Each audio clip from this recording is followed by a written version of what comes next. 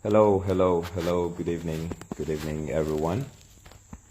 It's been quite a while since I came on Facebook Live or any other social media platform. I've been on a long hiatus, a great break. But sometimes events force us to come out and speak, not because we want to criticize, but we want to encourage the debate and also put things in perspective, because this country is ours. And the way things are going, it's rather unfortunate that civil society is not adding or lending its voice to amplify some of the governance issues that we see in this country that are cause for concern. And I think it's high time that we get up collectively and speak about what we feel and think it's bringing this country to its knees. Well, as you're all aware, we've all heard the news about Senegambia Bridge. And it's rather unfortunate that all of us got the wind of it through South African media, not our local media, not our government, but South African media. We also know that the government has signed an MOU and it wasn't announced to us. So transparency is one of the issues that are raised on this particular transaction. And first and foremost, I want to commend the Ministry of Finance, particularly the minister, for thinking of how to raise funds without adding to our bloated domestic debt, which is great. But no one is an island, and consultation leads to an optimum output. And here I feel like the government didn't widely consult to maximize the best result or scenario we could have found ourselves into. Now, the government of the Gambia, according to the minister's statement on the video from that South African TV channel, was very clear. They were able to raise, they can raise $100 million at 15% interest over a 25-year period, or try to recover the money as soon as the funds are recovered. Well, is that a very good deal for the Gambia? My answer is no, and I will tell you why. Asset recycling is a great way to raise money. But in the case of the Gambia, it would have been good if the government of the Gambia recycle our assets as a bundle, and the bundle must be complementary. Let's say today we have the Kerewan Bridge. Yes, people don't pay toll there, but we can find a way of making it a toll bridge, because infrastructure comes at a cost, and we all need to pay for the use of this infrastructure. Therefore, the Kerewan Bridge, the Senegambia Bridge, the newly constructed bridge at Basse, the Banjul Barrow ferry, and any other ferry being used along the River Gambia, to be bundled together and put out there for asset recycling, hoping to raise substantial funds. And these substantial funds can be used for significant sustainable infrastructure development. When I say significant sustainable infrastructure development, I'm talking about development that will open up the Gambian economic space, development that will make the country closer, tighter, and more accessible.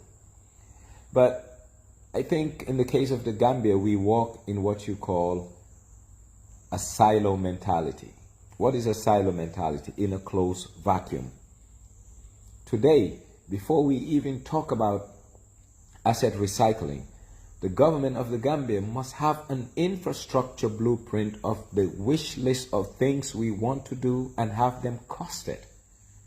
Then we will prioritize and rank what we want to do, when we want to do it, based on affordability. Today, if you ask the government of the Gambia, what are you going to do with this 100 million? Most likely, they will use it on politically expedient projects to build roads that are not strong, roads that have been contracted in a manner in which the public is not getting best use of its funds because we have a poor procurement system whereby kickbacks are just a way of life for the people who initiate these projects.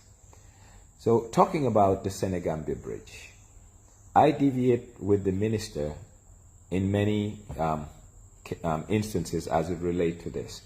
I believe the process could have been more consultative. There are private sector participants in Gambia who are well versed with financial structuring. There are people who have worked in this area at high capacities who can help the government of the Gambia find a way to optimize the returns we are going to get on this. So, going by what the minister said that Africa 50 gave as a term sheet. A term sheet in a nutshell is the financing terms. We know that they're willing to give us 100 million. We know that it's at 15% and the tenure is 25 years. Alternatively, as soon as they recover their money. But we need to know that once an SPV is set up, a special purpose vehicle, that special purpose vehicle will create a company. The company will act as the management company to collect toll on behalf of the SPV. They will have workers, people who are toll collectors. Most likely they will invest in technology, i.e. CCTVs, etc. Also, they may bring expatriate staff who will be monitoring the project and make sure that payments are being made on a quarterly, monthly, whatever thing that's agreed upon. So at the end of the day, there will be operational cost. This operational cost will be a cost borne by the SPV, and it will be netted against total toll collected a month. At one point, the minister told us that they were able to collect nearly $1 million in a month. Good, but is that the best collection we can have? I think the answer is no. Why? Because there is no structured mechanism, structured entity to focus on the collection, enforcement, and make sure that there are controls to reduce theft and incidences that will lead to stealing. So that's number one. Number two, when all these funds are collected, what is government going to do with it, considering that we as a country, we have a very weak procurement system whereby people have been given contracts at bloated prices without even competitive bidding, single sourcing. We know that contracts have also been awarded, through competitive bidding, and we have seen the variations involved in these contracts. So will the general public, will the Gambia get value for money as it relates to us foregoing 25 years of income on an asset that we own? I think the answer is no. So before we enter into asset recycling, we need to work on our governance architecture as it relates to public procurement, because we all know that public procurement in this country is very weak. If public procurement wasn't weak, people won't be crying foul about the Banjul project. People won't be crying foul about our COVID funds and many, many other things that we are all aware of. So let's always make sure that we don't put the cart before the horse, and we should clean our house before going ahead. But looking back into the bridge and the offer given by Africa 50, for me, the minister should have come up with a comprehensive cabinet paper to cabinet, and in this cabinet paper there will be three things that will be highlighted. One, the need to go for an asset recycling program, the expected funds to be raised, but for us to know the expected funds to be raised, we should have hired the services of an appraiser to appraise the bridge and look at the potential, the revenue potential that this bridge will have for the Gambia.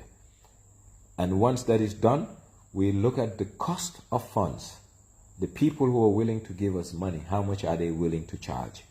Once we know all these factors, we now need to go into the market, local and international, to see whether the term sheet offered by Africa 50 can be matched by others. For instance, if we take an 18-year dollar loan, we finance whatever we want to finance for 100 million. Maximum we're going to pay is 6%.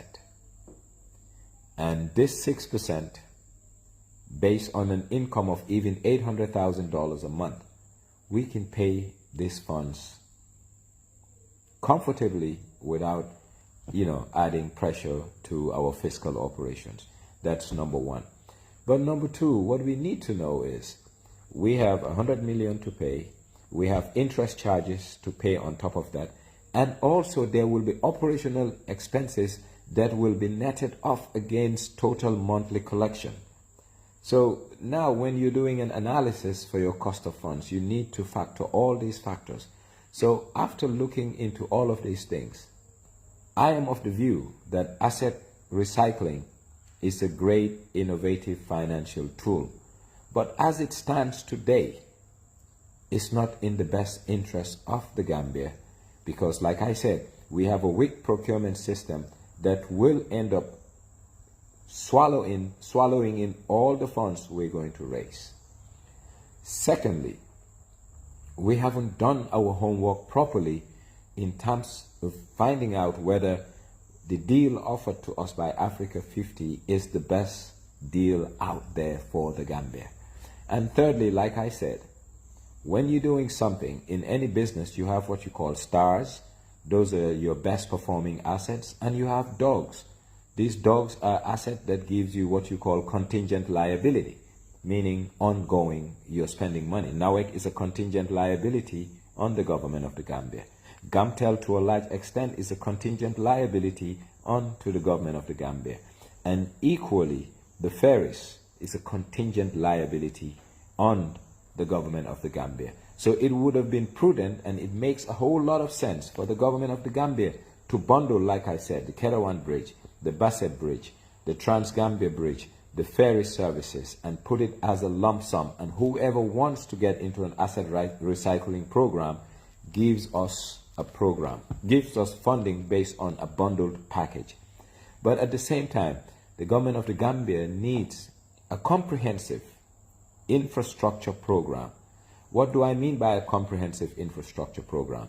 We don't need to have the money, but we need to dream. And in dreaming, we come up with the things we want to do, be it drainage, be it roads, be it ports, be it whatever. And now the funds that we'll get will be earmarked to some of the targeted areas in our infrastructure program. But an ad hoc, meaning you collect 100 million and you find a way and means to spend that 100 million, what you are doing is not a comprehensive development of the country, but you're doing a targeted development of the country. And that is bad, because most of the time that is politically driven. And once it is politically driven, what we end up having is not the best value for our dollars, or best value for the monies that we have to spend. So we need to have a holistic view of where we want to take the Gambia, and we have the infrastructure we want to build.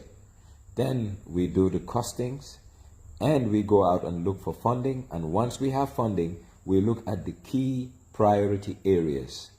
Because if wishes were horses, all beggars be riding. Therefore, not everything we want we can afford, but we should be able to do the bare minimum.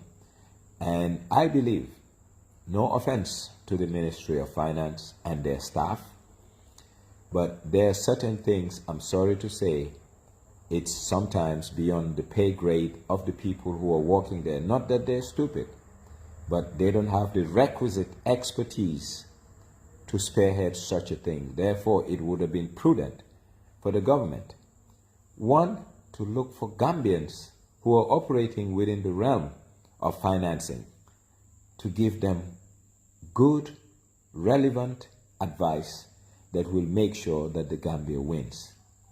But I think the insecurities of a lot of people who work in governments oftentimes shortchange the greater good's interest because they don't want to involve outsiders because they think that involving outsiders exposes their weaknesses. No. We are all in a team, and the team is called Team Gambia. And we should come together and make sure we help Team Gambia to win. And making sure that Team Gambia win is by extending an arm to people who work in certain areas like financial restructuring, financial mobilization, etc. And these people can help the government, even if it's at a cost, by hiring their services. We tend to get the best possible outcome.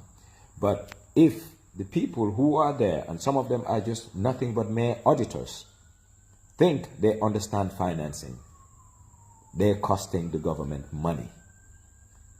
And that's why it's good to consult.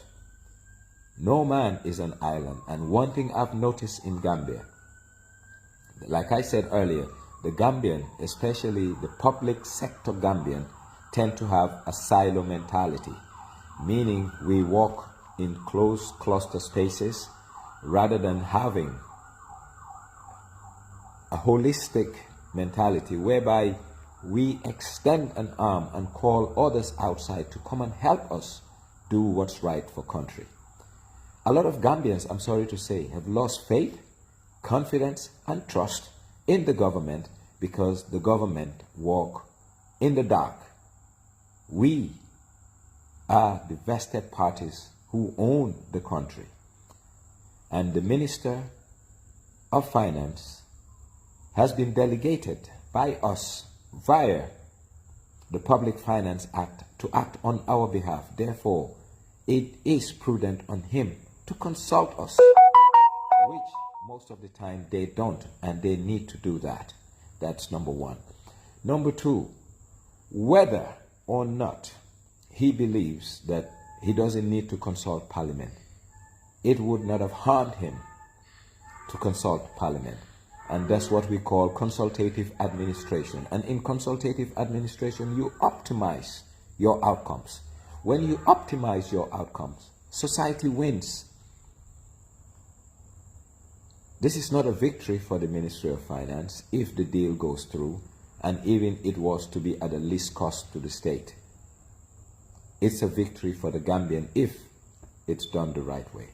But all we're saying is open up the space, consult people. There comes a time politics and everything is put aside for the greater good and the national interest. So consulting people that you think or feel are your critics, it's nothing but making you shine. It's nothing but making country better. But I think the debate about the Senegambia Bridge should be extended past trying to recycle our assets, but to make sure that we have legislation to protect the inflows that we're going to get from this. Because imagine we raise $300, $400, $500 million and we still have our existing procurement laws. I can safely say that 25 to 35% of the funds raised will end up as kickbacks in the hands of the influence peddlers and the bureaucrats and politicians who make these deals happen. So who's the winner? Individuals. Who's the loser? The greater good of society.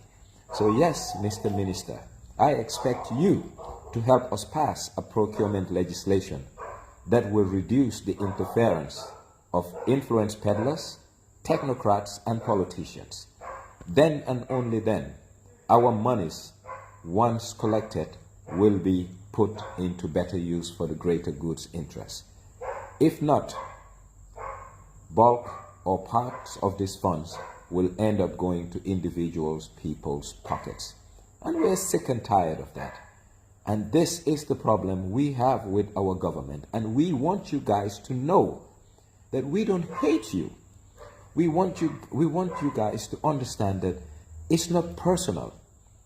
But my great-grandchildren are going to pay for the $800 million that was given to Aristi 2 weeks ago. Because we all know that that whole 800,000 as partial payment on the Bertil Harding Road will end up in some people's pockets. We all know that. Why? Because we have weak procurement processes. So what you need to focus on as a minister is to strengthen the legislations and institutions before we start collecting lump sum bulk funds from assets that we own. That's the only way you can help Gambia. Help us by making sure that most of our institutions are strengthened, most of our legislation are strengthened, so that the influence peddling that we all know and see in our system, even if it doesn't cease, is reduced to a bare minimum that we can absorb. But today, when we know that kickbacks amount to a whole lot of money, and that's why when government buy, whether it's a car, whether it's furniture, whether it's computers, whether we're building roads, we know that we're greasing the palms of people who put ink on paper. We're greasing the hands of those influence peddlers that bring in the deals. So our funds are not efficiently being used, and that is the key priority area that you need to focus on.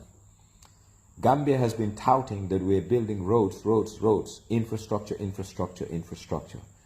Are we getting quality infrastructure for our money, particularly roads? I don't think so, because I've seen some of the roads being built. Well, some people will say that the specifications are being met. Maybe, but for me, it's not about specification. It's about durability. I'd rather we have 10 kilometers of road a year that are durable than 200 kilometers of road that cannot even last 3 rains. So let's all forget about the monies we can raise using asset recycling and see how best we can strengthen the institutions of state. We can strengthen procurement laws. I'm sure you've been in office for quite a while. And yes, whether it's the World Bank, whether it's CSO or general public, we've been talking about procurement laws. What has been done to ensure that there is a better procurement law? See, government is very convenient. When government wants to pass a bill that is of interest to them, it is expedited. We all know that procurement bill, anti-corruption bill, is not something that the government wants to expedite because the interest is not there. But today, if we want to pass a law that is of interest to government, government will do its utmost to make sure that the bill is laid at Parliament. So the sincerity of our bureaucrats and politicians are always put to question. Whose interests are they serving? Are they serving the interests of the greater good, or are they serving their personal interests? Well, maybe they put their personal interests first before that of the greater good, and the evidence is out there for all to see. So we don't even need to elaborate. We know whose interest is paramount in the public service. And these are things that any minister or president who wants to leave a legacy will change by strengthening public institutions, will change by making sure that one thing and one thing alone, Gambia gets value for its money. Because if you look at 2017 to date, the debt that we have contracted, particularly domestic debt, is so insignificant.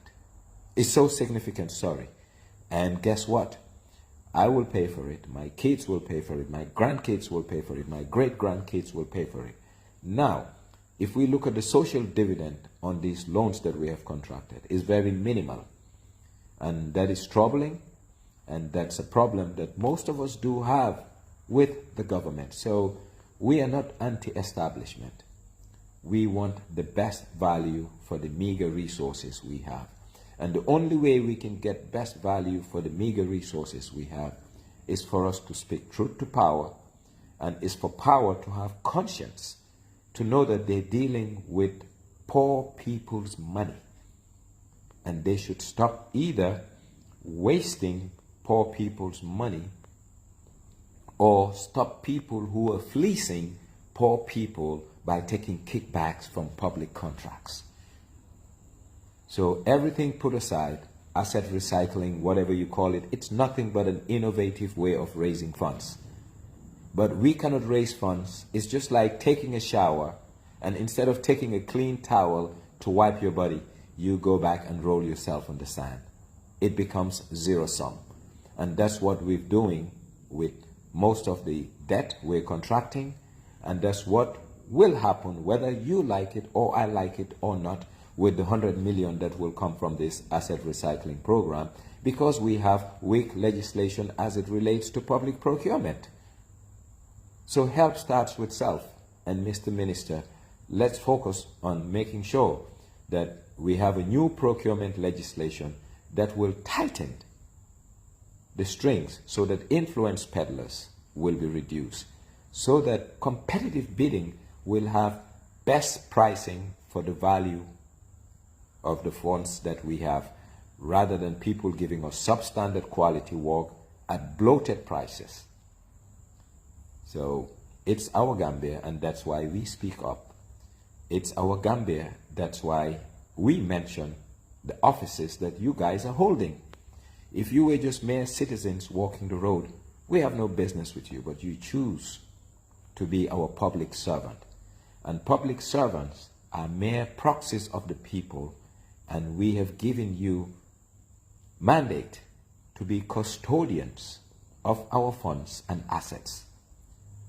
If we know that we want to dispose of it, we want an optimal outcome. And since we want an optimal outcome, surely you will hear from us.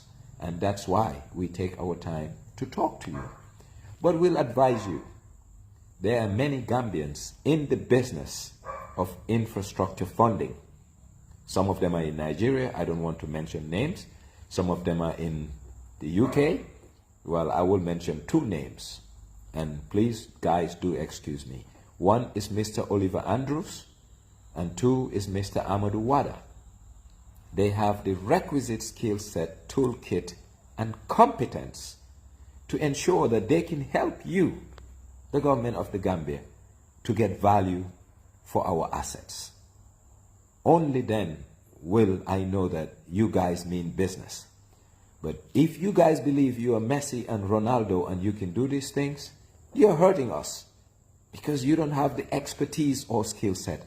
And some people believe just because people work in international organizations, they're master craftsmen. That's not the case. Most international organizations have manuals and guidelines. So people who work there can be as dumb can be, because they have to follow manuals and guidelines. And that's what most Gambians don't understand. Forget about these big name international organizations, World Bank, UN, ADB, IDB. They're highly structured to the point that anything, even if you have to write a letter, there is a manual that you follow. So the room for error is very, very limited. But in our case, it's free for all. People think they have the knowledge to structure financial deals, and they're not financial experts. People think they know how to come up with economic programs when they're not trained economists. But if you have people who are Baduman lip, ham lip, it becomes a political experiment. And Gambia, 2017 to date, has been a socio-economic / political experiment where people are doing trial and error because they don't have the requisite skill set or toolkit to do what they're doing. At the end, who suffers? The greater good of society, because we're paying for things that we're not getting the value out of. And this is a cause for concern.